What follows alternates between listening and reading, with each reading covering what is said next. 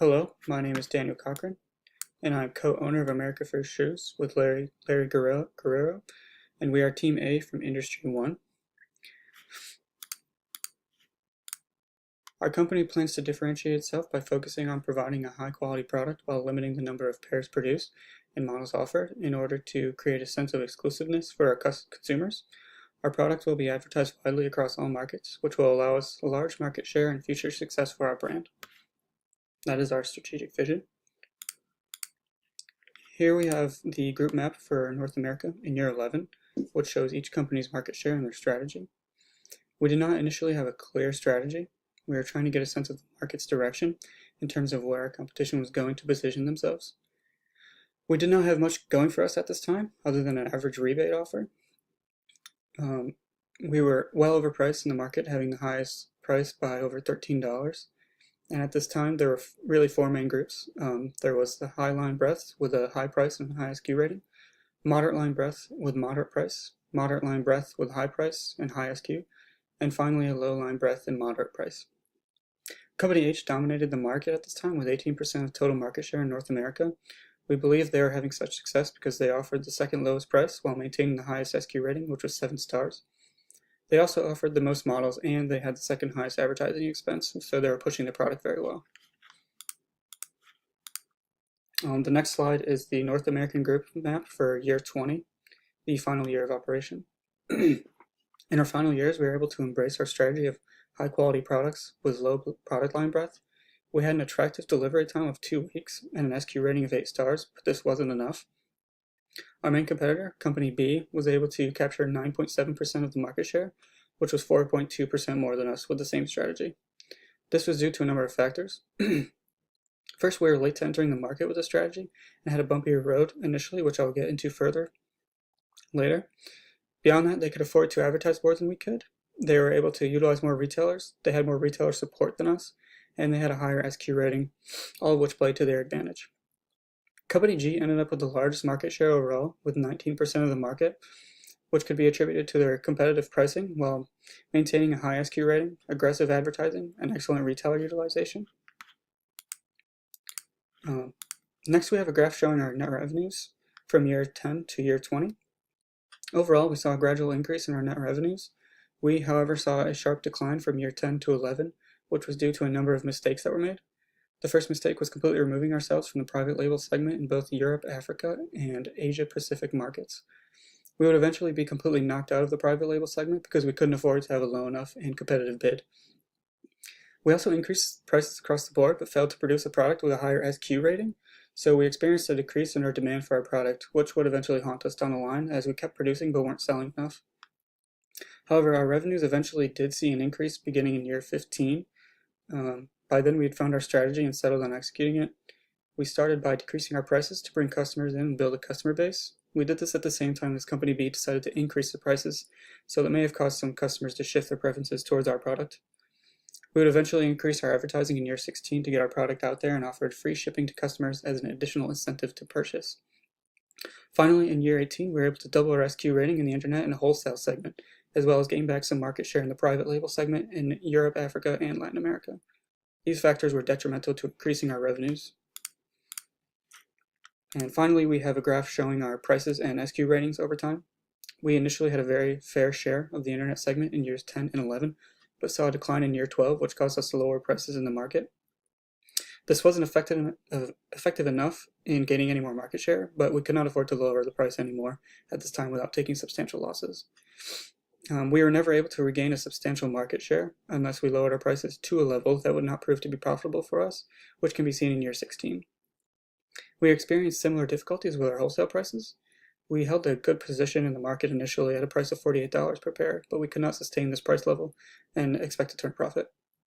We were forced to increase the price, and our market share suffered until we were able to settle at $46 a pair while maintaining a profit, but we were never able to regain that substantial market share we saw.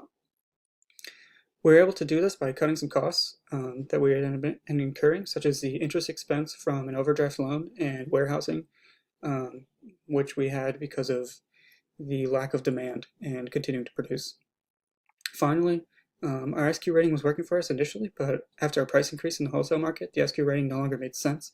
as consumers were unwilling to pay a premium for a lower quality product.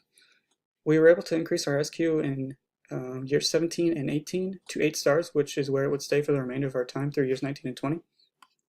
This strategy of increasing the SQ rating paid off as we saw numerous benefits, such as increased demand, which led to larger profits down the line.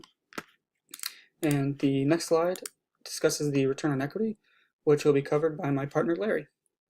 So moving forward, you'll see you'll see our return on equity. Now our return on equity was pretty unimpressive, less than impressive rather. So you'll see from at the beginning, years 11, 12, going up to 15, it did stay about the same. They did have some fluctuations, but it remained mostly flat.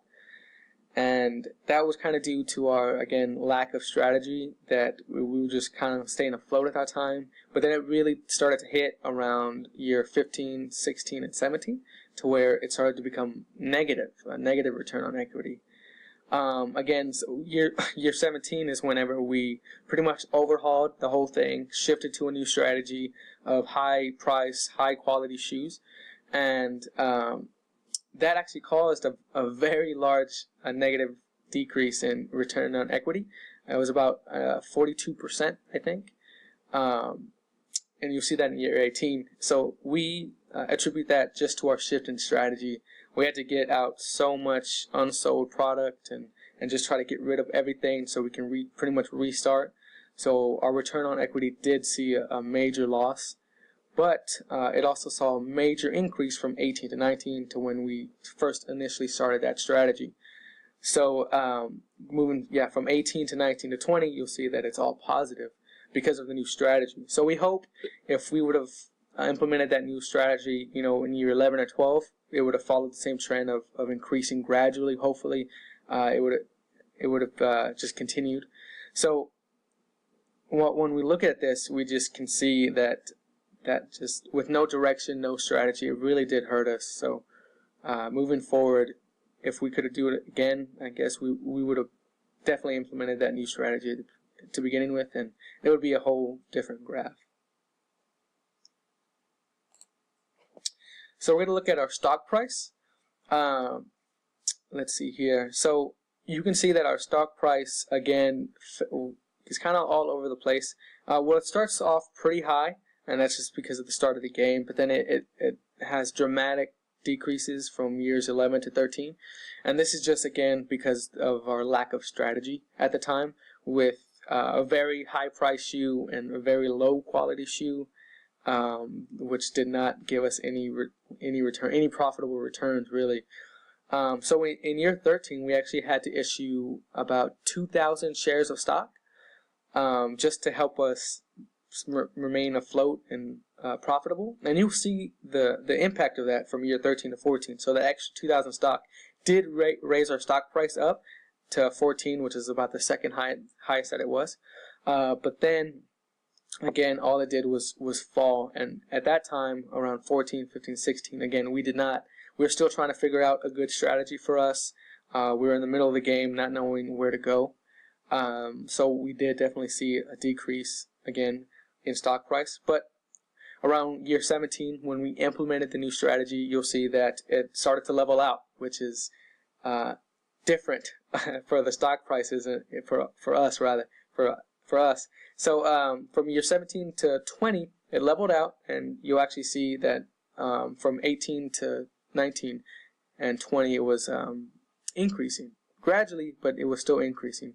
And we attribute that to the new strategy again, and just figuring out what works best for us as a team and as a company.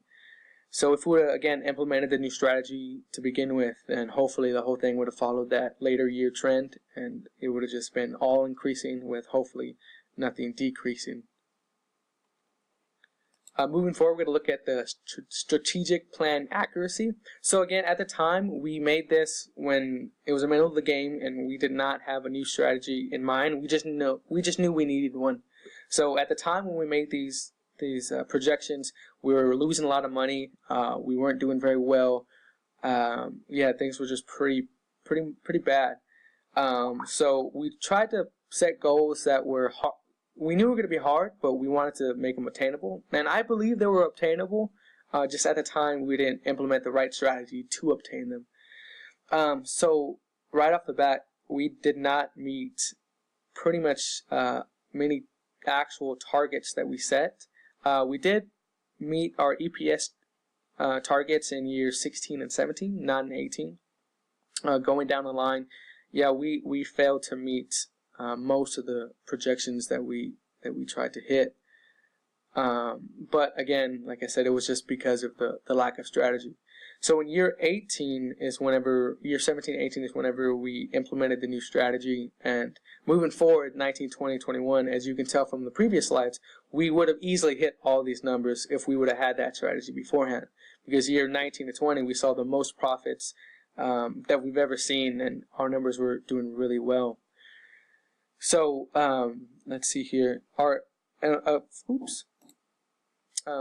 image rating actually is, our credit rating rather, was a big one that we hit later on. You know, we projected year 18 to be A minus, and at the time we were barely a C minus, but I think we ended year 20 with being an A minus. So again, if we would have just had the initial strategy, we would have definitely hit these numbers. But it was just a lack of having a positive strategy that just forced us not to hit it. So going into our competitor analysis, our closest competitor would be Baller Brand shoes, basically because they have a similar strategic plan. At first glance, we can see they have a high SQ rating with a limited number of shoes produced, which is, again, our second strategy, the winning strategy for us. However, they were rather quick to implement this strategy, much quicker than us. We see the first signs of this implementation starting in around year 14, which is rather late. They should have started with 11. We should have started at year 11. But we did it in year 17, so it was a lot earlier than us. So in year 14, they saw a dramatic decrease in the amount of shoes offered, from over 100 pairs offered to just around 50. Their SQ rating also saw an increase, starting with the industry average of about 5 in year 11. They eventually increased it to 9 in year 18, where it stayed thereafter. That actually beat our SQ rating of 8 at the end of the game. This proved well for them in North America, where they were able to obtain 4.2% more of a market share than us, as you saw in the previous slide. They also allocated more funds to advertising than us. You know, they had a celebrity at the end of the game. We tried to have celebrities.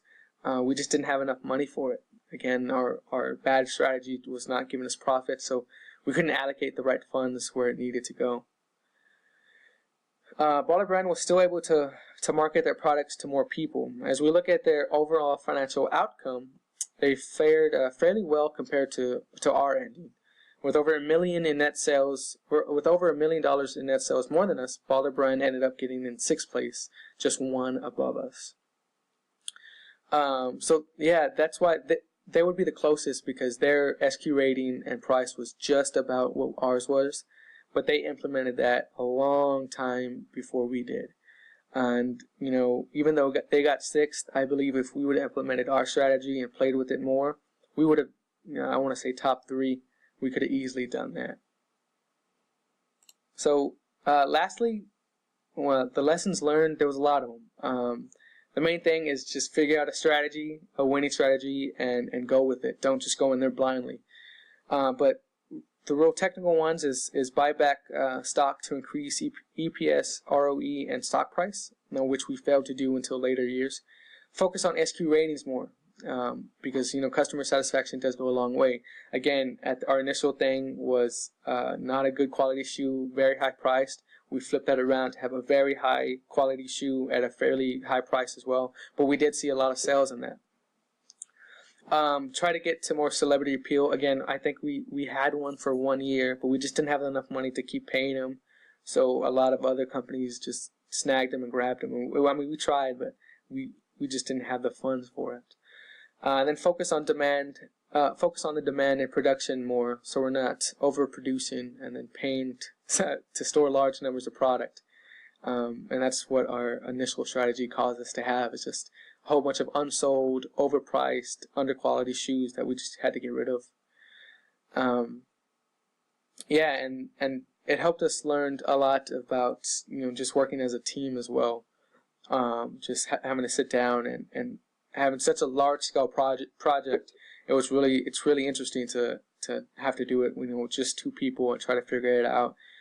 So it taught me a lot about like management, and I know the same for Daniel too. It taught him a lot about everything about management and how to just pick apart things. And so yeah, I'll definitely be able to take the lessons I've learned here into my job, and just understand how the smallest things make the biggest impact. Don't go in blindly. Have a very good strategy. So yeah, thank you so much. Again, my name is Larry with America First Shoes, and thank you.